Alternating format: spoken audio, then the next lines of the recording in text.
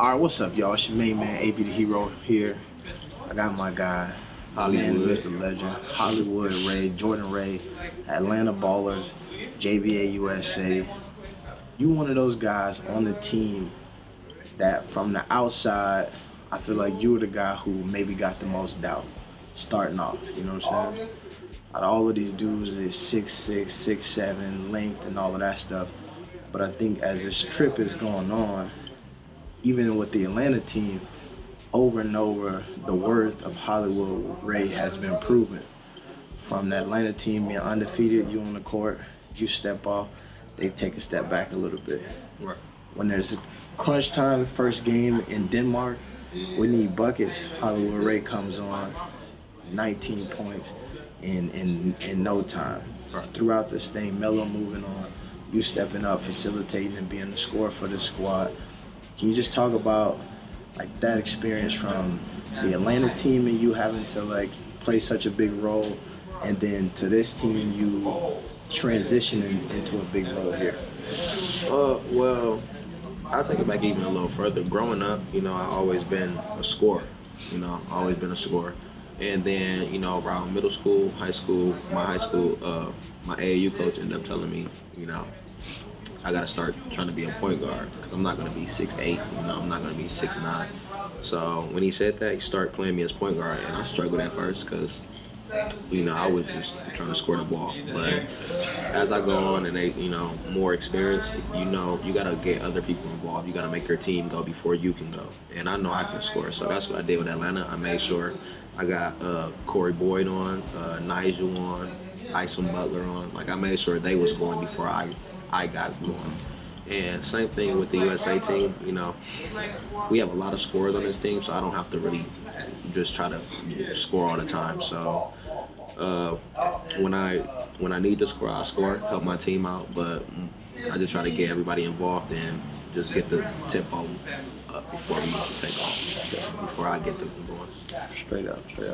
And this JBA experience, man, it's been different for you in the sense that not only if you had success like on the court, like you and the Ball and the Family show, you know what I'm saying, you've been making moves like that. Can you talk about like what that experience has been like for you, being like almost becoming like a personality now, you know what I mean? Definitely. Everybody always said I had a special personality.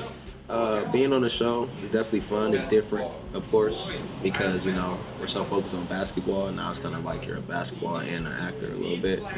But I'm blessed about. I'm thankful and I'm blessed for everything, and it's just a fun experience. There's a guy named Hollywood Ray as a nickname for sure. You definitely got the vibes of somebody who could move and operate in that circle, you know what I'm saying?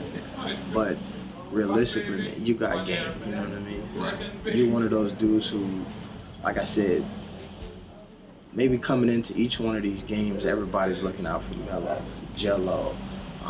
Curtis Hollis just came on as somebody who's probably on the scouting report, but you've consistently been a guy who like has made people pay. You know what I mean? And as a dude who was primarily a scorer, now you're playing that facilitator role. Can you talk about what you've learned from like this style of offense and play, and how that's kind of helped bring that out maybe a little bit more? What I've learned from this style playoff style, you don't gotta dribble up the court. Everybody can dribble, everybody can score. You just pass the ball up and the ball come back to you. If I need to set something up on the half court, it's easier because I know. I mean, you know how some coaches be like, no, one pass and shoot, but everybody can score. So it's really easy to get the one pass and shot. And scoring's fun, but being with this team. Passing the ball is a little funner. Oh, straight up. Everybody here, man, has spent time with the big baller himself, and I've learned so much from him. Can you talk about anything or any wisdom that he's kind of given you that you would take with you?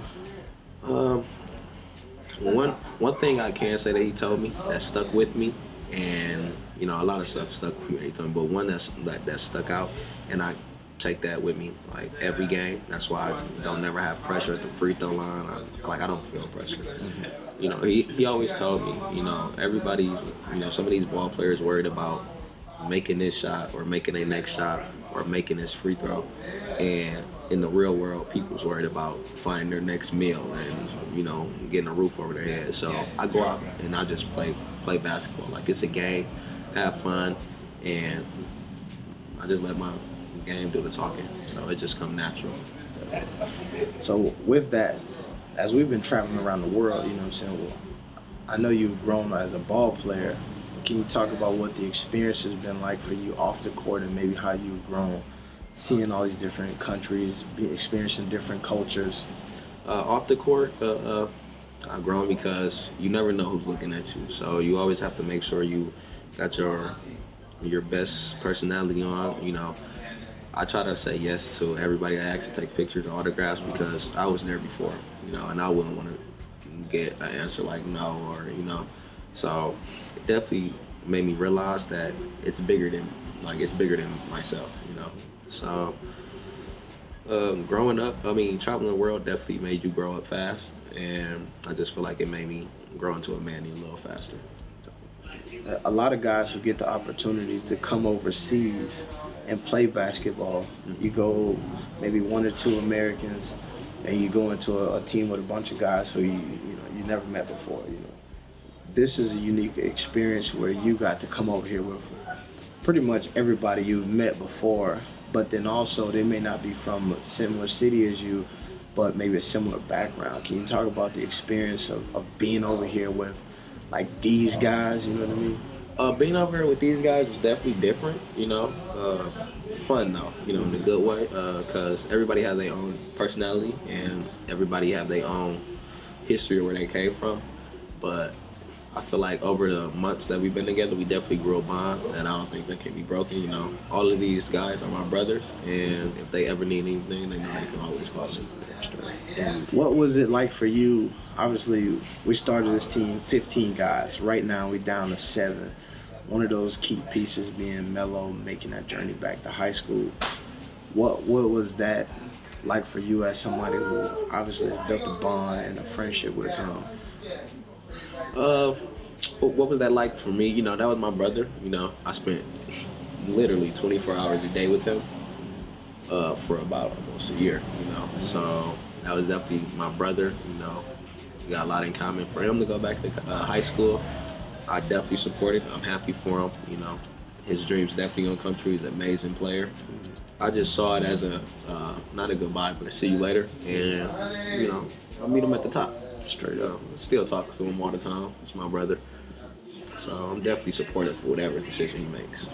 As a hooper, man, everybody's got the dream of making it to the next level, playing pro ball, whether that's in the NBA, overseas somewhere. Through this 1 year in the JBA, how do you feel like that has prepared you for playing on the next level, and do you feel like you're closer to making that dream come true? Well, you know, I feel like this year definitely was a great impact, as in you're playing 48 minutes a game, you're playing on an NBA court, you know, you got NBA threes, so you're definitely getting ready for that next level. Then coming overseas, playing against grown men, you know, national teams that been there, they're grown, 30, they're pros, they got their grown man strength. I feel like that definitely is getting me ready for the next level, and I feel like other people's taking notice too, you know, NBA scouts, and for me to get invited to the NBA Combine in 2019, I feel like other people's taking notice that the JBA is really doing something special, different, for sure. How does that feel to know, like, as a ball player, there's people around the world, NBA scouts, fans, and all of that, taking notice of your game, appreciating it, and then giving you the opportunity to continue to play? I definitely appreciate the opportunity, and I feel like that if the NBA think I'm ready for the NBA, like, you know, if they notice me, I feel like my game is, you know, up there with the best. So I definitely appreciate it, and I'm excited that I got invited, but, you know, I didn't make it yet. You know, still got to keep working. I even got to work even harder now. So I just got to stay focused, stay humble, and stay focused on the main goal. So what does those next steps of preparation look like for you? Next step is a lot of training. Uh, Make sure I'm 100% healthy, and just sit down and talk with these teams that want me, and just talk with my circle that support me and see what's best for me. I would tell you, man, you were one of the guys who are one of my favorite players to watch play on this team. Appreciate it. Because you are, like Coach Doyle calls you like the pit bull, you know what I'm saying? Right. His little pit bull. And I think that while you are Hollywood and you are like obviously like have a star personality, you like are an underdog. But like, you would never know that watching you carry yourself around on the court. Like, you don't carry yourself as somebody who is like feels the doubt from people, you know what I mean? I think with everybody who has been involved with this, they've encountered some hate, you know what I'm saying? A little bit, some doubt. Can you talk about like what that experience has been like for you, and then how does it feel to be where you're at right now, potentially be proven all of those folks wrong? I just go out there and play every game like it's my last, because it might actually be your last, and I just love the game so much. I really don't care what nobody think or what they say. I just go out there and play how I know I can play, and I know I'm one of the best to play this game at my age, and I know I'm gonna be one of the best to touch the rock one day. So I don't really like hear other people like, he's not this, he's not that. I know what I'm capable of, and I just go out there and I try to showcase that every game. And you've been doing that for sure. That's a fact. To go way back one time, when you made a decision to join the JBA, what was that like? What was the thought process for you in there? The thought process was, I was actually still in high school. I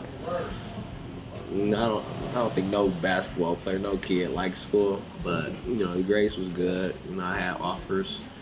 I just felt like for me to get to the next level at this pace that I wanted to get, you just had to focus on strictly basketball. So I think the JBA was the best choice for me, and I still believe that the JBA was the best choice for me. So, I still got the same mindset.